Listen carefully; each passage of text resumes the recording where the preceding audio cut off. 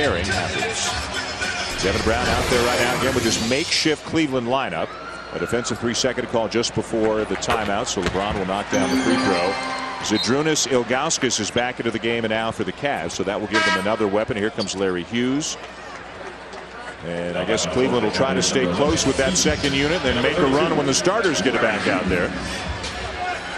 LeBron typically a great facilitator. I mean, scoring at a high clip, but also eighth in the league in assists. I'm not sure people are aware, at least the general public, league guys are, how good a passer he is. Mike Brown talked about the first 20 games of the season, how beautiful, though. Danny Ferry, I'm sure, was talking to us, the GM of the Cavs, about how beautiful the basketball was from LeBron in the first 20 games.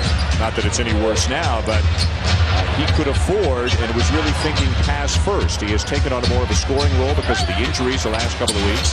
Nahara inside on the feed from Carter. But LeBron is a point forward, and he's the only forward among league leaders in assists. Now, he is not out there right now, so let's see how long Mike Brown leaves him on the bench and how they manage without him. Now you think about the rebounding and assists, and these are career highs as of right now. And I know that there's a lot of conversation about Kevin Garnett as the MVP of this league or Chris Paul. If I were to choose, and I don't vote, I would vote LeBron James. As of right now, and there's so much buzz about Kevin Garnett and his impact on that team in a lot of ways, especially in the defensive end. But I don't know how you can argue with LeBron James. Well, LeBron has missed 6 games this year. 5 with a finger injury, 1 with a sprained ankle. Cleveland's 0-6. Daniel Marshall the miss. And Zydrunas Ilgauskas doing a great job padding his offensive rebounding stats tonight. And when he's good and ready, he'll lay it in. Yeah, that is his 4th already. And you know that coming in. Guy's top 3 in the league in offensive rebounds. 7-3 in his 12th year in the NBA. Missed a couple of full seasons early with foot problems. Rebound on the long miss. Back to the Cavs. No, 7'3" and on the dribble drive. Just be active. You can just put yourself in a position to get close. It's got terrific touch. Just put it up nice and soft. Can use either hand, therefore avoids the foul. A tough matchup for Nahara, who's giving up 6 or 7 inches in height. They're fronting him. Kenyon Martin slides over to help. There are some guys you can help off of in this game right now because Cleveland doesn't have 5 scorers in the game. Devin Brown with a nice move, and the Cavs are back within 7. Solid move. You have to have that floater. The guards who have that floater is such a key part of your arsenal offensively. Smith, nice feed. Nahara will slam it home. Second unit for Denver, guys like Nahara and Kleza, pretty effective guys they bring off the bench. And you think of the same thing I was. They're keeping their lead with these guys on the floor. Stripped away from Ilgauskas. Denver always looking to run when the opportunity presents itself.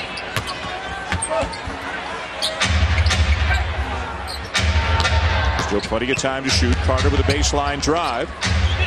Kleza wide open in the corner, and he knocks down the 3. This is a guy who, as a rookie, made 2 threes the entire season. He has made 66 this year, his 3rd year in the NBA. Denver on a run after the Cavs got close. A 5-0 run for the Nuggets to stretch their lead back out to double digits here in Cleveland. Well, back here in Cleveland, unfortunately for the Cavs, too many witnesses and not enough healthy ball players right now for Cleveland. They've got all kinds of talent over on the bench, which is either trailing by 12. Rick Bucher is with one of the injured Cavaliers. I am indeed. I'm here with Drew Gooden. At the shoot-around, it looked like you might be able to go, and then you had to test it out, and you were a scratch. What happened between then and now? I went through warm-ups, and I didn't feel 100% to be able out there and put my teammates under pressure any more than they are. So I'll be back when I'm 100%. Okay, and is this a day-to-day thing? You think maybe the next one? Yes, I mean, it's day-to-day. Hopefully tomorrow I can go. But then again, I don't want to be out there where I'm hurting my teammates. All right, now, everybody's got to notice that you've got the growth going. And most people know that it's a bet with Deshaun Stevenson from the Washington Wizards. Tell us exactly how this started. It started this summer. As you can tell, it's been a while. It started this summer. Me and this guy's competitive. We've been knowing each other for years. And we thought about doing something different this year. I told him to grow a beard out and see if he could outlast me, and he said he could. So we'll see what happens. And how's it working with the ladies? I don't know. I mean, they're watching at home at TV. You know, the TV right now at home. So I let them decide. And what's the most difficult aspect of having something that you're just growing and continuously? Oh, well, last year, I had the ducktail. This year, the beard. Who knows what else is next for next year? Thanks a lot, Drew. Get better. All right, back to you guys. All right, thank you, Rick. Hoping to get Drew good in the back before long as Larry Hughes gets all the way to the rim. He's got 8. This is the kind of thing Washington and Cleveland play very late in the season. I got to believe the bet's going to go at least that far until the two teams meet as Iverson shreds the defense yet again.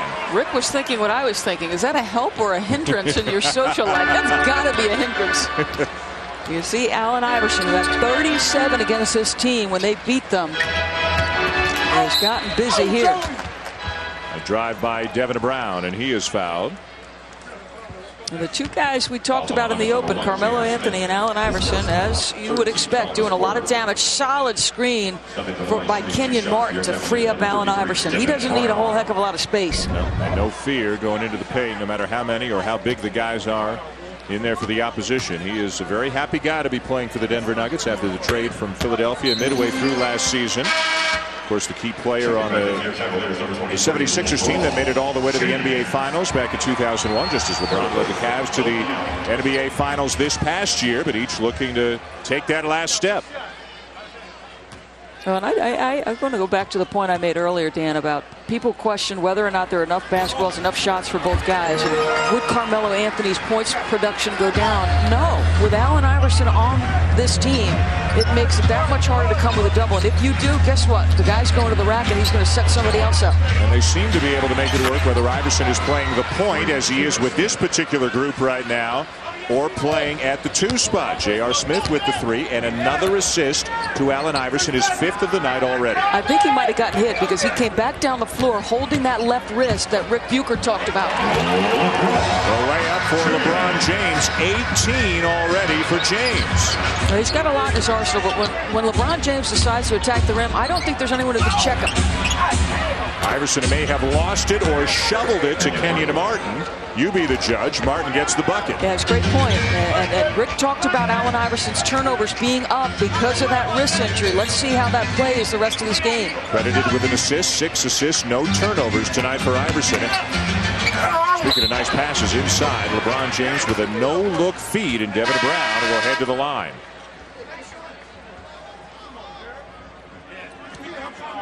And Iverson getting looked at, and you talked about it, Doris. I think you were bang on. He is holding that left wrist. He is going to stay in the game, but he's in a little bit of discomfort right now. I'll tell you one thing. You cannot question this young man's toughness.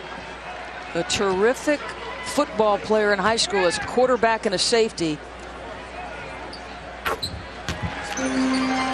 And obviously a very an indispensable guy to the Denver Nuggets. It is not his shooting hand, it's his left wrist, but we'll keep an eye on that. Doris touched on it. Rick Bucher touched on it right at the top of the show tonight, that's something that is bothering Iverson, who will play through the pain and play as many minutes as anybody in the league. I think that's the incredible part. I mean, there were so many questions about his durability because of the way he attacks the rim. I mean, he has been sensational for over a decade. Smith, not this time, and the rebound to Brown. James, Hughes, and Ilgauskas all in the game right now for Cleveland. They're without some of their top scorers because of injuries. Eric Snow will miss the layup. Boy, he kind of got caught in between, do I dribble or not? Am I too far or too close? And he missed an easy deuce, and he had Marcus Camby to worry about as well. And at the other end, Smith, who should only play against the Cavaliers evidently. Don't like the energy or the body language coming from the Cavaliers right now. Largest lead of the night for the visiting Denver Nuggets. They have stretched it out to 15 here in the second.